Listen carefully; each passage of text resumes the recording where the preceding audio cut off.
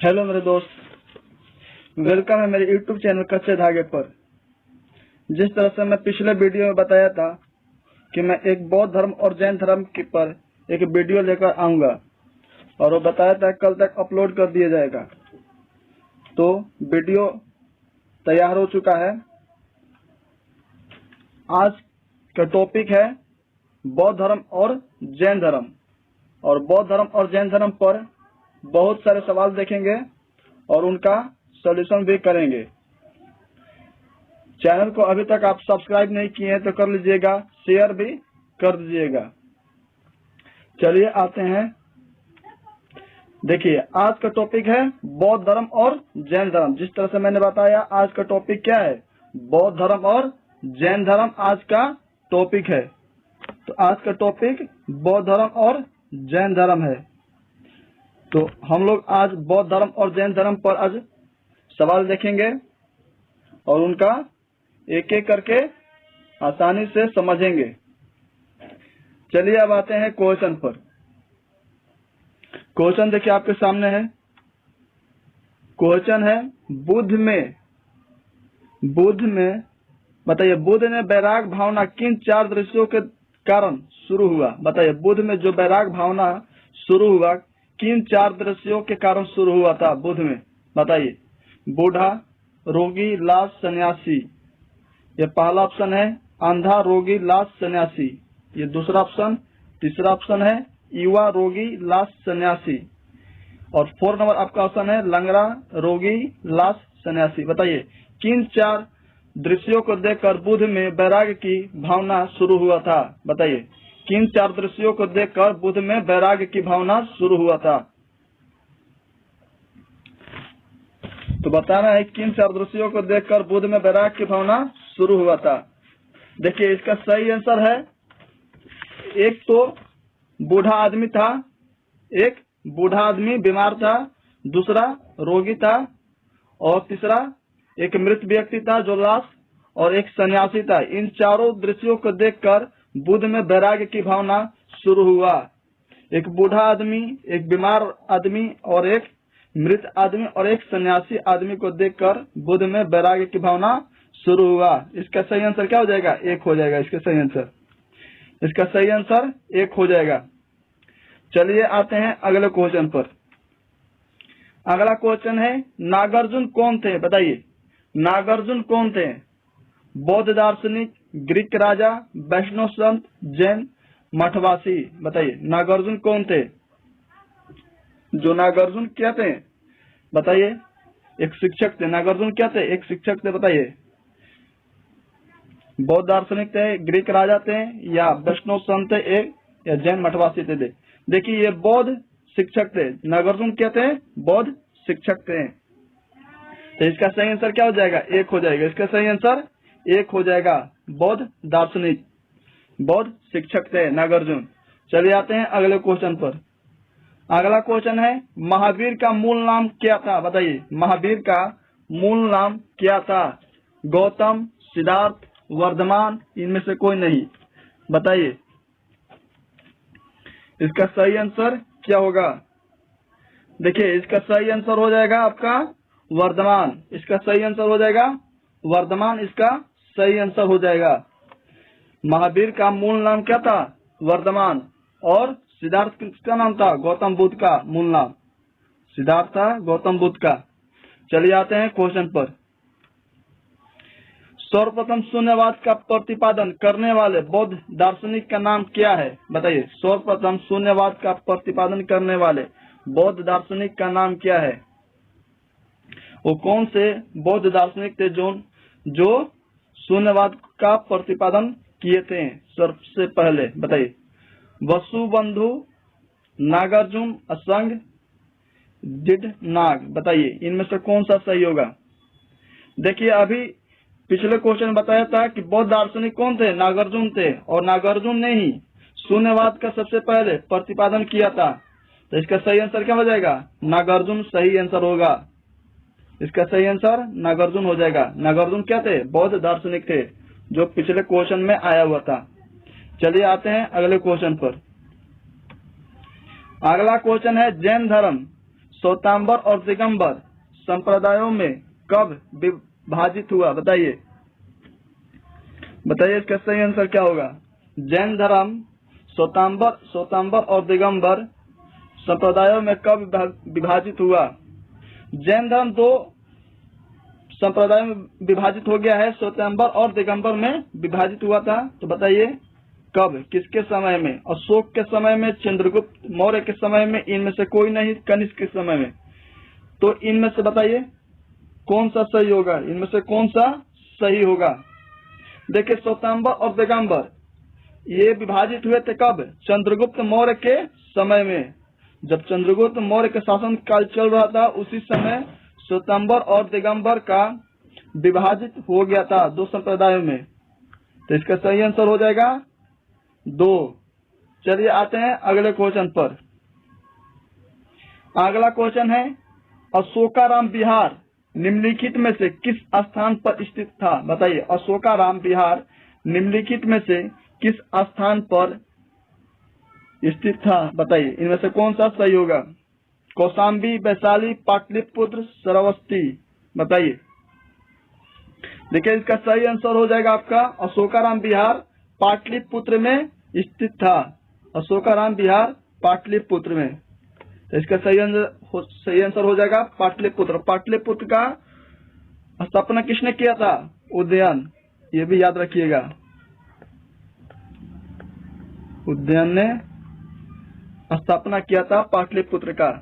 चलिए आते हैं अगले क्वेश्चन पर। बौद्ध धर्म के त्रिरत्न में शामिल नहीं है। बौद्ध धर्म के त्रिरत्न में शामिल नहीं है। जो बौद्ध धर्म में त्रिरत्न है उसमें कौन सा शामिल इनमें से नहीं है? बताइए। मध्यम मार्ग, संघ, धर्म, बुद्ध। तो बताइए इनमें से कौन सा शामिल नहीं है बौद्ध धर्म में? जो बौद्ध धर्म का त्रिरत्न है उनमें से कौन सा शामिल नहीं है? देखिए इसका सही आंसर हो जाएगा आपका मध्यम मार्ग। मध्यम मार्ग क्या है? ये शामिल नहीं है त्रिरत्न में। इसका सही आंसर हो जाएगा मध्यम मार्ग। संघ शामिल है, धर्म और बौद्ध, ये त्रिरत्न है, बौद्ध धर्म का त्रिरत्न है। चलिए आते हैं अगला क्वेश्चन पर। मठ, मंदिर और स्तूप किस धर्म से संबंधित है? बताइए मठ, मंदिर और स्तूप किस धर्म से संबंधित है? बौद्ध धर्म, ईसाई धर्म, जैन धर्म, हिंदू धर्म।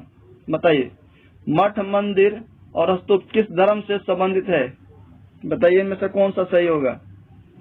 देखिए इसका सही आंसर हो जाएगा आपका बौद्ध धर्म। इसका सही आंसर हो जाएगा आपका बौद्ध धर्म।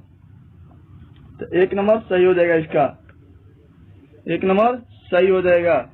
इसका सही आंसर क्या होगा? बौद्ध धर्म। चलिए आते हैं अगला क्वेश्चन पर।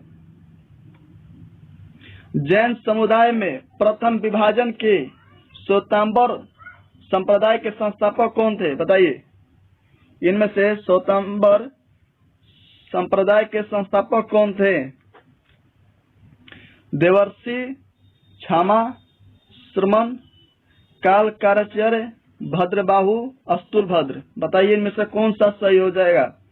जो श्वेतांबर संप्रदाय के संस्थापक कौन थे जैन समुदाय के? बताइए।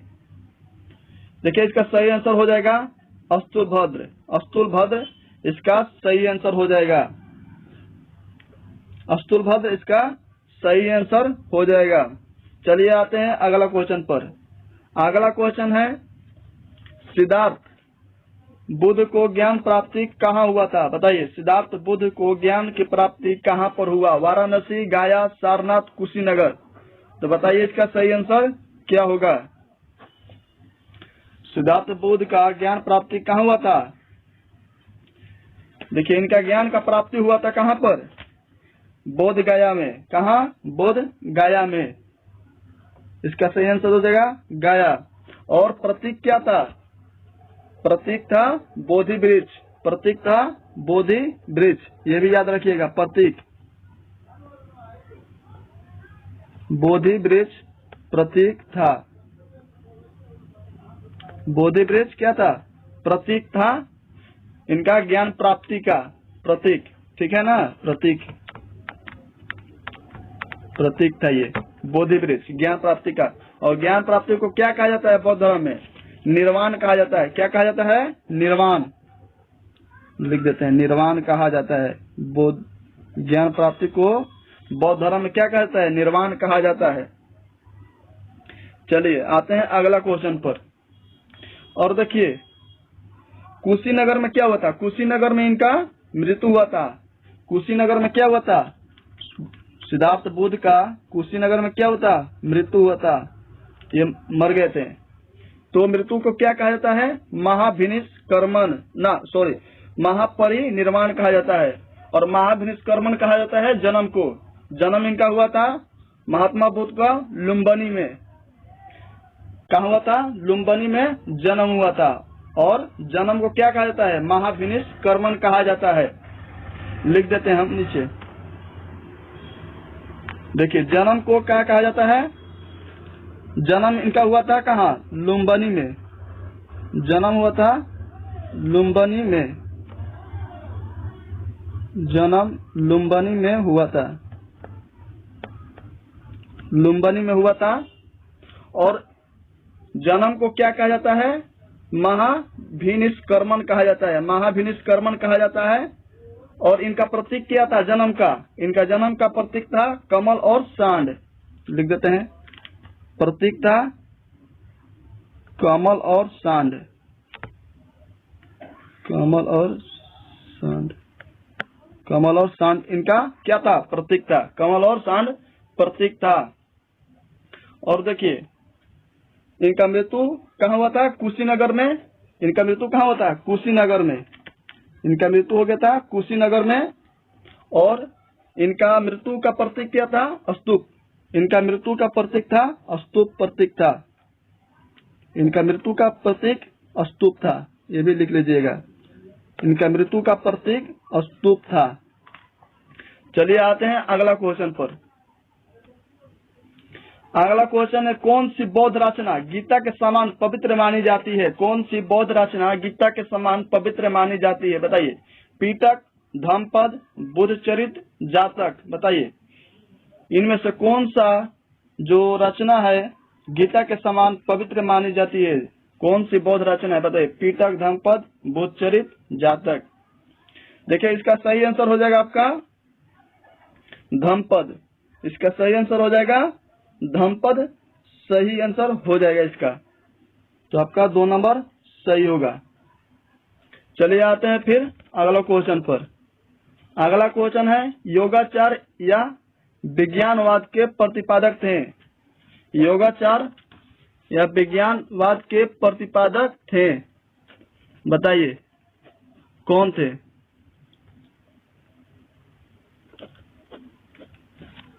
देखिए इसका सही आंसर हो जाएगा आपका मैत्रेयनाथ। इसका सही आंसर हो जाएगा मैत्रेयनाथ। योगाचार या विज्ञानवाद के प्रतिपादक थे मैत्रेयनाथ। चलिए आते हैं अगला क्वेश्चन पर। अगला क्वेश्चन है, जियो और जीनो दो किसने कहा था? बताइए। जियो और जीने दो किसने कहा था? जियो और जीनो दो किसने कहा था? महात्मा गांधी, महावीर स्वामी, विनोबा भावे, गौतम बुद्ध। बताइए इसका सही आंसर क्या होगा? देखिए इसका सही आंसर हो जाएगा आपका महावीर स्वामी। महावीर स्वामी क्या थे? महावीर स्वामी एक जैन धर्म के अनुयायी थे। जैन धर्म के अनुयायी थे महावीर स्वामी। इन्होंने जियो और जीने दो का नारा दिया। जियो और जीने दो का नारा दिया किसने? महावीर स्वामी ने। ये 24वें क्या थे? 24वें तीर्थकर थे। जैन धर्म के 24वें तीर्थकर कौन थे? महावीर स्वामी। ये 24वें थे। 24वें, ठीक है ना? 24वें थे। और देखिए सबसे 3 ही आता है। फर्स्ट ये आता है एग्जाम में, 3 ही पूछा जाता है कि सबसे पहले प्रथम कौन थे? तो प्रथम थे कौन? प्रथम थे ऋषभदेव। प्रथम ऋषभदेव थे। ऋषभदेव लिख लीजिएगा। प्रथम ऋषभदेव थे। और 23वें थे पार्श्वनाथ। 23वें पार्श्वनाथ थे, ये भी लिख लीजिएगा। और 24वें महावीर स्वामी थे, तो लिख लीजिएगा पहले ऋषभ देव और 23वें पार्श्वनाथ, 24वें महावीर। ये 3 ही पूछा जाता है अधिकतर एग्जाम में, ठीक है, तो ये 3 ही याद कीजिए। और देखिए पार्श्वनाथ, इनका प्रतीक था क्या? नाग। पार्श्वनाथ का प्रतीक था नाग, इनका प्रतीक था नाग, ठीक है ना, इनका प्रतीक था नाग। और इनका जन्म कहाँ हुआ था? पार्श्वनाथ का जन्म 23वें जो तीर्थकर थे उनका जन्म हुआ था बनारस के राजा अश्वसेन के पुत्र थे, बनारस में राजा अश्वसेन के पुत्र, लिख लीजिएगा बनारस के राजा अश्वसेन के पुत्र थे। चलिए, और महावीर स्वामी का इनका प्रतीक था शेर। इनका जो महावीर स्वामी है इनका प्रतीक था जन्म का क्या? शेर, लिख लीजिएगा, इनका प्रतीक था शेर, ठीक है। और जन्म कहाँ हुआ था महावीर स्वामी का? कुंडग्राम में जन्म कहाँ हुआ था? कुंडग्राम, लिख देते हैं, इनका जन्म कुंडग्राम में हुआ था।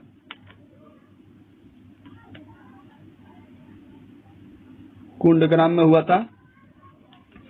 और ये बिहार के मुजफ्फरपुर के पास है, बिहार के मुजफ्फरपुर के पास है कुंडग्राम, ठीक है। 540 ईसा पूर्व में, कब? 540 ईसा पूर्व में इनका जन्म हुआ था, 540 ईसा पूर्व में, लिख लीजिएगा। और पिता का नाम सिद्धार्थ था। महावीर स्वामी के पिता का नाम क्या था? सिद्धार्थ, तो लिख लीजिएगा महावीर स्वामी के पिता का नाम सिद्धार्थ। और इनका पत्नी का नाम था यशोदा। महावीर स्वामी के पत्नी का नाम था यशोदा, इनका पत्नी का नाम था, तो लिख लीजिएगा पत्नी का नाम यशोदा, इनका पत्नी का नाम था महावीर स्वामी का।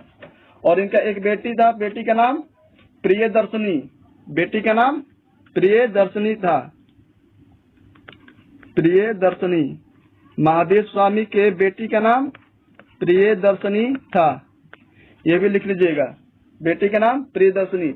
जो कि प्रियदर्शनी शादी किए थे, प्रियदर्शनी जो थी शादी की थी, उनका पति का नाम जमाली था, उनका पति का नाम जमाली, जो महावीर स्वामी के सबसे प्रथम शिष्य थे। प्रथम शिष्य कौन थे? जमाली, जो प्रियदर्शनी के पति थे। प्रियदर्शनी के जो पति थे जमाली, वही महावीर स्वामी के प्रथम शिष्य बने हुए थे, ठीक है। और महावीर स्वामी के मृत्यु कहाँ हुआ था? पटना के पास पावा में, पटना के पास पावा में, ये भी लिख लीजिएगा, पटना के पास पावा में इनका मृत्यु हो गया था महावीर स्वामी का।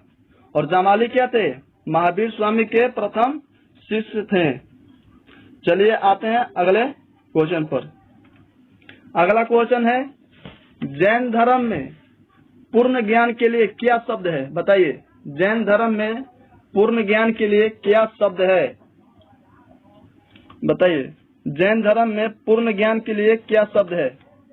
निर्वाण, जीन, रत्न, कवैल, बताइए। देखिए, निर्वाण तो हम बता दिए ना, निर्वाण तो बौद्ध धर्म है, निर्वाण बौद्ध धर्म में, बौद्ध धर्म में निर्वाण कहा जाता है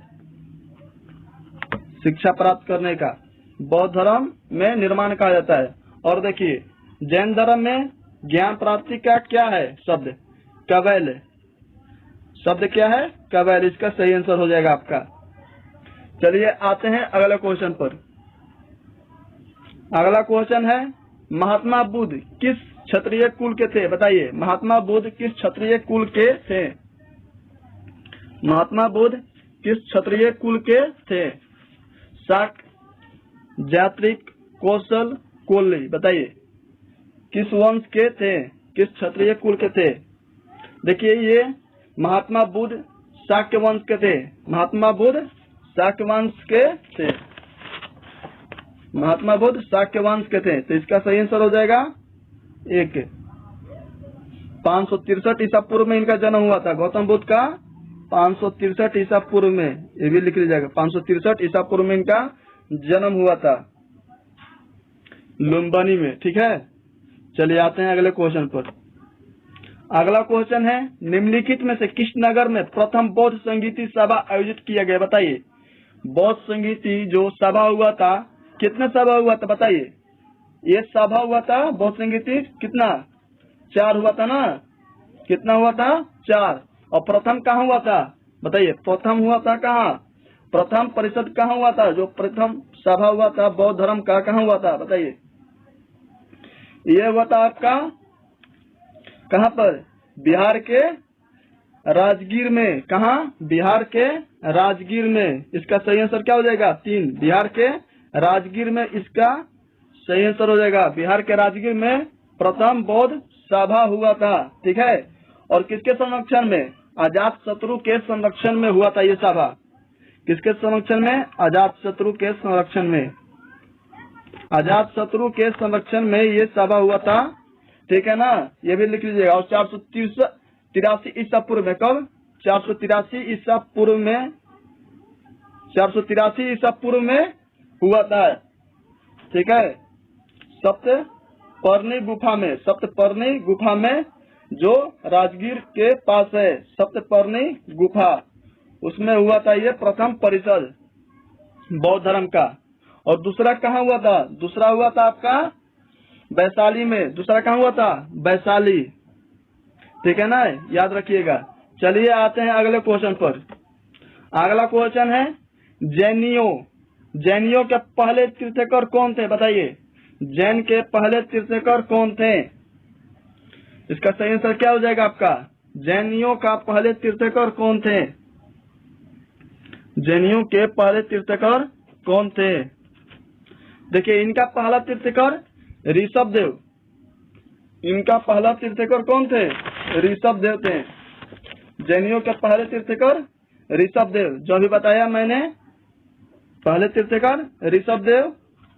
और दूसरे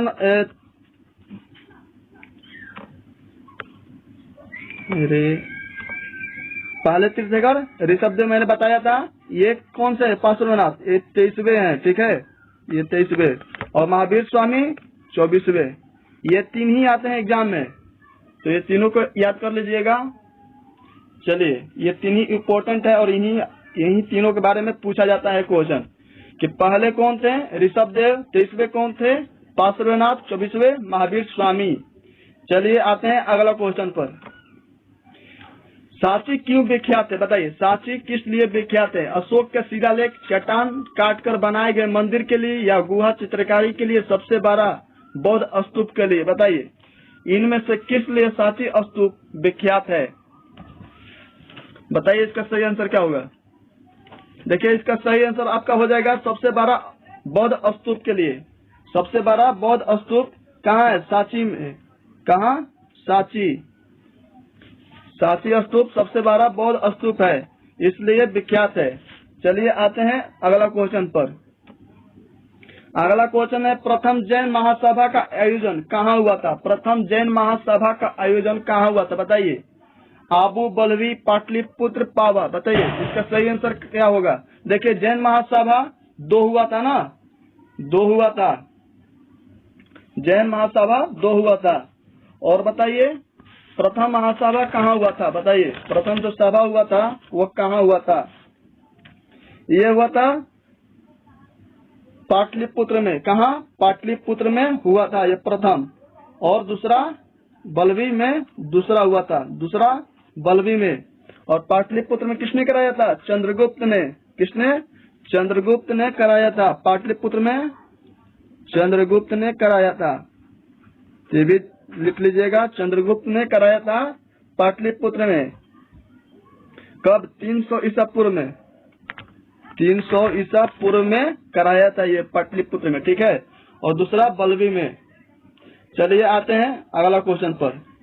अगला क्वेश्चन है, भारत से दक्षिण की ओर के देशों में बौद्ध धर्म का कौन सा संप्रदाय प्रचलित हुआ? बताइए। भारत से दक्षिण की ओर के देशों में बौद्ध धर्म का कौन सा संप्रदाय प्रचलित हुआ? बताइए, इनमें से कौन सा सही हो जाएगा? इनमें से कोई नहीं। हीनयान, महायान या शून्यवाद? शून्यवाद के प्रतिपादक थे कौन? नागार्जुन थे। शून्यवाद के प्रतिपादक कौन थे? बौद्ध दार्शनिक नागार्जुन। और बताइए, कौन सा सही होगा इसका आंसर। दक्षिण की ओर के देशों में बौद्ध धर्म का संप्रदाय प्रचलित हुआ। देखिए इसका सही आंसर आपका हो जाएगा हीनयान। इसका सही आंसर क्या होगा? हीनयान इसका सही आंसर हो जाएगा आपका। 2 नंबर। हीनयान और महायान, हीनयान और महायान ये 2 विभाजित हो गया था। और देखिए हीनयान क्या कहता है? ये मूर्ति पूजा में विश्वास नहीं करता है। हीनयान क्या करता है? मूर्ति पूजा में विश्वास, हीनयान मूर्ति पूजा में विश्वास नहीं करता है। क्या कहता है? मूर्ति पूजा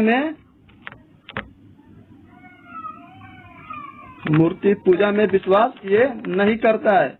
और महायान क्या करता है? ये विश्वास करता है। महायान क्या करता है? विश्वास करता है। ठीक है ना? हीनयान मूर्ति पूजा में विश्वास नहीं करता है, महायान विश्वास करता है। और देखिए हीनयान और महायान में अंतर है। इनका शिक्षा प्राप्त करने का भी एक अलग अलग है। हीनयान कहता है कि गौतम बुद्ध के वास्तविक शिक्षाओं में ही विश्वास करते हैं, मतलब गौतम बुद्ध के जो वास्तविक शिक्षा है उसी से ही ज्ञान की प्राप्ति हो सकता है, ये हीनयान कहता है। और महायान कहता है कि गौतम बुद्ध के कृपा से, न कि उनकी शिक्षा से प्राप्त किया जाता है ज्ञान। बताइए, हीनयान कहता है कि गौतम बुद्ध के जो शिक्षा था उससे ज्ञान की प्राप्ति नहीं किया जा सकता है। और महायान कहता है कि नहीं, उनकी कृपा से, न कि उनके शिक्षा से प्राप्त किया जाता है। तो महायान उनके शिक्षा से प्राप्त करता है और महायान उनके कृपा से। चलिए, और शून्यवाद जो था ये नागार्जुन ने प्रतिपादन किया था। चलिए आते हैं अगला क्वेश्चन पर। अगला क्वेश्चन है, किसे एशिया की रोशनी कहा जाता है? बताइए, एशिया का रोशनी किसे कहा जाता है? महात्मा गांधी को, गौतम बुद्ध को, माओ त्से तुंग को, अकबर को? तो किसे एशिया की रोशनी कहा जाता है? बताइए, महात्मा गांधी, गौतम बुद्ध? बताइए कौन सा सही इसका आंसर हो जाएगा? देखिए इसका सही आंसर आपका हो जाएगा एशिया की रोशनी महात्मा बुद्ध को, गौतम बुद्ध मतलब महात्मा बुद्ध को कहा जाता है। एशिया की रोशनी महात्मा बुद्ध को कहा जाता है। तो इसका सही आंसर आपका हो जाएगा 2। इसका सही आंसर हो जाएगा आपका 2, इसका सही आंसर होगा। चलिए आते हैं अगला क्वेश्चन पर। निम्नलिखित में से बताइए, धर्म पूर्ण जन्म में विश्वास करता है? बताइए कौन? इनमें कौन विश्वास करता है पूर्ण जन्म पर? जैन धर्म, बौद्ध धर्म, हिंदू धर्म, ये सभी? बताइए इसका सही आंसर क्या होगा? इसका सही आंसर क्या होगा? देखिए इसका सही आंसर होगा, देखिए पूर्ण जन्म में विश्वास तो सभी धर्म करता है। जैन धर्म हो या बौद्ध धर्म या हिंदू धर्म, सभी विश्वास करते हैं पूर्ण जन्म में। तो इसका सही आंसर हो जाएगा आपका सभी। इसका सही आंसर सभी हो जाएगा। चलिए आते हैं अगला क्वेश्चन पर। सारनाथ में बुद्ध का प्रथम प्रवचन क्या कहलाता है? बताइए, सारनाथ में बुद्ध का प्रथम प्रवचन क्या कहलाता है? धर्म चक्र प्रवर्तन, महापरिनिर्वाण, महामस्तकाभिषेक, महाभिनिष्क्रमण? देखिए महाभिनिष्क्रमण तो कहा जाता है उनके जन्म को। उनके जन्म को क्या कहा जाता है? महाभिनिष्क्रमण कहा जाता है जन्म को। ये जन्म को कहा जाता है। और महापरिवार मैंने बताया था, महापरिनिर्वाण कहा जाता है किसका? ये कहा जाता है मृत्यु का। गौतम बुद्ध के मृत्यु को क्या कहा जाता है? महापरिनिर्वाण, ये मृत्यु को कहा जाता है। ठीक है। और बच गया धर्म चक्र परिवर्तन और महामस्तकाभिषेक। तो इसका सही आंसर क्या हो जाएगा? देखिए प्रथम प्रवचन क्या कहलाता है इनका? धर्म चक्र परिवर्तन। धर्म चक्र परिवर्तन कहलाता है इनका प्रथम प्रवचन। सारनाथ में बुद्ध ने जो पहला भाषण दिए थे उसको कहलाता है धर्म चक्र परिवर्तन। ये सारनाथ में हुआ था। और इसका प्रतीक था क्या? चक्र। इसका प्रतीक था चक्र। इसका प्रतीक चक्र था। ये भी लिख लीजिएगा। जो सारनाथ में पहला प्रवचन हुआ था बुद्ध का, उसका प्रतीक था चक्र। और धर्म चक्र परिवर्तन उनका कहलाता है पहला प्रवचन को। चलिए, और शिक्षा का मैंने बताया था प्रतीक उसका होता बोधि वृक्ष। ठीक है ना? शिक्षा का जो प्रतीक था महात्मा बुद्ध का वो बोधि वृक्ष। और मृत्यु का प्रतीक स्तूप और जन्म का कमल और सांड। तो चलिए अब आते हैं फिर अगला क्वेश्चन पर। अगला क्वेश्चन है जैन धर्म का आधारभूत बिंदु क्या है? जैन धर्म का आधारभूत बिंदु क्या है बताइए। जैन धर्म का आधारभूत बिंदु क्या है? अहिंसा, निष्ठा, कर्म, विराग। बताइए इसका सही आंसर क्या होगा। देखिए इसका सही आंसर आपका हो जाएगा अहिंसा। इसका सही आंसर हो जाएगा अहिंसा। जैन धर्म का आधार बिंदु क्या है? अहिंसा है, हिंसा ना करना। चलिए आते हैं अगला क्वेश्चन पर। गौतम बुद्ध का जन्म कब हुआ था बताइए। गौतम बुद्ध का जन्म कब हुआ था? 561 ईसा पूर्व, 563 ईसा पूर्व, 544 ईसा पूर्व, 558 ईसा पूर्व। कब हुआ था महात्मा बुद्ध का जन्म? देखिए इसका सही आंसर आपका क्या हो जाएगा? 563 ईसा पूर्व। मैंने पहले क्वेश्चन में बता दिया 563 ईसा पूर्व इनका जन्म हुआ था। कहाँ? लुम्बिनी में, ठीक है। और इनका जन्म का प्रतीक क्या था? फिर से मैं बता रहा हूँ, कमल और सांड। कमल और सांड इनका प्रतीक और लुम्बिनी में इनका जन्म हुआ था महात्मा बुद्ध का। चलिए आते हैं अगला क्वेश्चन पर। अगला क्वेश्चन है बुद्ध के गृह त्याग को क्या प्रतीक है? देखिए आ गया ना, बुद्ध के गृह त्याग का क्या प्रतीक है बताइए। भेड़, बैल, हाथी, घोड़ा। ये मैंने नहीं बताया था, ठीक है। चलिए ये भी क्लियर हो जाएगा। बुद्ध के गृह त्याग, जो घर छोड़ रहे थे बुद्ध, तो उसका प्रतीक क्या है? देखिए गृह त्याग का प्रतीक क्या होगा? घोड़ा। गृह त्याग का प्रतीक घोड़ा, तो घोड़ा इसका सही आंसर हो जाएगा, ठीक है। इसका सही आंसर घोड़ा होगा। इसका सही आंसर घोड़ा हो जाएगा। चलिए आते हैं अगला क्वेश्चन पर।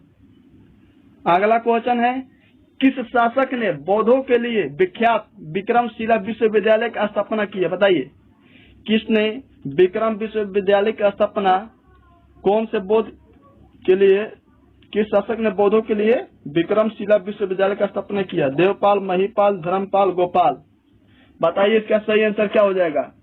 देखिए इसका सही आंसर क्या हो जाएगा? धर्मपाल। धर्मपाल ने बौद्धों के लिए विक्रमशिला विश्वविद्यालय का स्थापना किया। देखिए वीडियो को शेयर कीजिए, ठीक है, शेयर कर दीजिए, आपको अच्छा लग रहा होगा वीडियो तो। चलिए आते हैं अगला क्वेश्चन पर। अगला क्वेश्चन है दिलवारा के जैन मंदिरों का निर्माण किसने करवाया था? बताइए दिलवारा के जैन मंदिरों का निर्माण किसने करवाया था? चोलों ने, चंदेलों ने, राष्ट्रकूटों ने, सोलंकियों ने। किसने दिलवारा के जैन मंदिरों का निर्माण कराया था? देखिए इसका सही आंसर क्या हो जाएगा आपका। इसका हो जाएगा सोलंकियों ने जैन मंदिरों का निर्माण कराया था। दिलवारा के जैन मंदिर का निर्माण किसने कराया था? सोलंकियों ने। तो इसका सही आंसर आपका हो जाएगा 4 हो जाएगा इसका सही आंसर। आते हैं अगला क्वेश्चन पर। मिलिंद पंडो राज मिलिंद और किस बौद्ध भिक्षु के संवाद के रूप में है? मिलिंद पंडो राजा मिलिंद और किस बौद्ध भिक्षु के संवाद के रूप में है? बताइए नागसेन, कुमारिल भट्ट, नागार्जुन, नाग भट्ट। तो इसका सही आंसर क्या होगा? इसका सही आंसर आपका हो जाएगा नागसेन। इसका सही आंसर हो जाएगा नागसेन। इसका सही आंसर हो जाएगा। आते हैं अगला क्वेश्चन पर। अगला क्वेश्चन है महावीर स्वामी का जन्म कहाँ हुआ था? मगध में, पाटलिपुत्र में, कुंडग्राम में, वैशाली में। तो महावीर स्वामी का जन्म कहाँ हुआ था बताइए। मैंने बताया ना महावीर स्वामी का जन्म कहाँ हुआ था। महावीर स्वामी का जन्म कहाँ हुआ था? कुंडग्राम में हुआ था। फिर से मैं बता रहा हूँ, महावीर स्वामी का जन्म कुंडग्राम में हुआ था। और गौतम बुद्ध का लुम्बिनी में, गौतम बुद्ध का लुम्बिनी में, और महावीर स्वामी का कुंडग्राम में। चलिए आते हैं अगला क्वेश्चन पर। अगला क्वेश्चन है जैन धर्म को अंतिम राजकीय संरक्षण किस वंश के शासकों ने दिया? बताइए जैन धर्म को अंतिम राजकीय संरक्षण था किस वंश के शासकों ने दिया? बंगाल के सेन, बंगाल के पाल, इनमें से कोई नहीं, गुजरात के चालुक्य। बताइए इसका सही आंसर क्या हो जाएगा। देखिए इसका सही आंसर हो जाएगा गुजरात के चालुक्य वंश के जो थे शासकों ने ये जैन धर्म को अंतिम राजकीय संरक्षण दिए। इसका सही आंसर हो जाएगा आपका 4। आते हैं, चलिए इतना ही क्वेश्चन था। और मैं सभी क्वेश्चन इंपॉर्टेंट क्वेश्चन जैन धर्म और वैद्य धर्म के ले लिया था, और कोई और बचा होगा तो और दिन मतलब कोई भी जो रोज वीडियो आता है उसमें उसको शामिल कर देंगे। तो लाइक और शेयर कर दीजिए, करें, शेयर कीजिए कम से कम। देखिए हर लड़का 5 शेयर करेगा तो बहुत हो जाएगा। शेयर करिए ना, वीडियो को शेयर करिए, सभी ग्रुप में शेयर कर दीजिए, व्हाट्सएप पर कहीं शेयर कर दीजिए, फेसबुक पर भी शेयर कर दीजिए। चलिए आते हैं फिर अगले वीडियो में।